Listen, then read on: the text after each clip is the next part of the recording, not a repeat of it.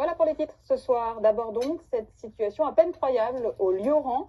En dehors des vacances scolaires, il n'y a aucun médecin présent à la station. Une journée comme hier, par exemple, 11 000 personnes se trouvaient sur le site et ce sont les pisteurs qui doivent prendre le relais. Sur place, Laetitia Théodore et les Birides.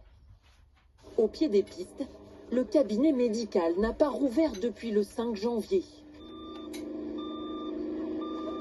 Sans médecin, les pisteurs secouristes sont les seuls à intervenir. Et ce dimanche-là, le poste de secours affiche complet. Sur la matinée, il est 14 h, on a procédé à une dizaine d'évacuations sur piste, dans un SAMU hélico, parce que c'est une fracture assez grave. Hors vacances scolaires, pas de cabinet médical.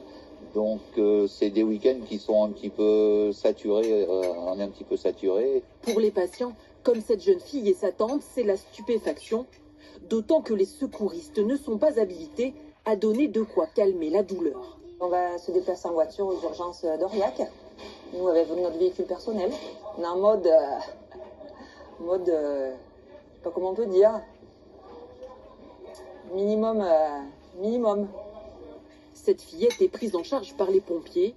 Leur caserne est à 20 km de la station de ski. Eux aussi sont incrédules. Ça m'étonne que une station comme le Super Lioran, cette petite fille, cette victime, n'ait pas été vue par un médecin à notre arrivée. Si la station n'a pas de médecin, c'est parce qu'il faut payer un cabinet privé. 85 000 € pour les 6 semaines de vacances et les week-ends de janvier.